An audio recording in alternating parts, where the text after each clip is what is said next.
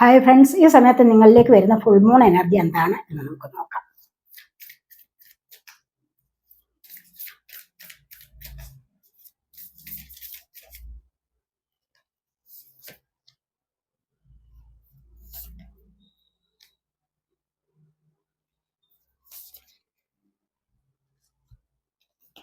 ഇത് energy is gaining മൊമെന്റമാണ്.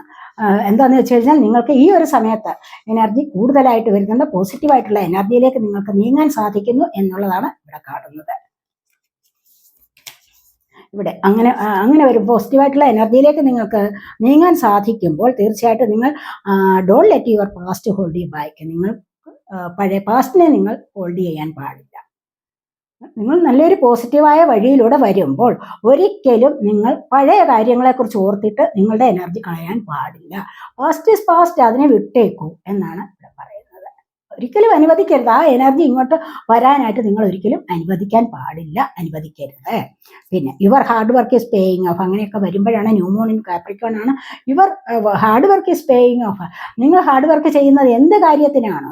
ഇപ്പോൾ നിങ്ങൾ ഹാർഡ് വർക്ക് ചെയ്തിട്ടുള്ളത്, അല്ലെങ്കിൽ നിങ്ങൾ ഒരു ജോലിക്കാര്യത്തിനാണോ, അതുമല്ല എങ്കിൽ ചിലപ്പോൾ മണി കൂടുതലായിട്ട് ഏൺ ചെയ്യാൻ വേണ്ടിയിട്ടാണ്, ഏതൊരു കാര്യത്തിനാണോ നിങ്ങളിപ്പോൾ ഹാർഡ് വർക്ക് ചെയ്യുന്നത്, ആ കാര്യം നിങ്ങൾക്ക് സാധ്യമാകാൻ പോകുന്നുണ്ട് എന്നുള്ളതാണ് ഇവിടെ കാണുന്നത്.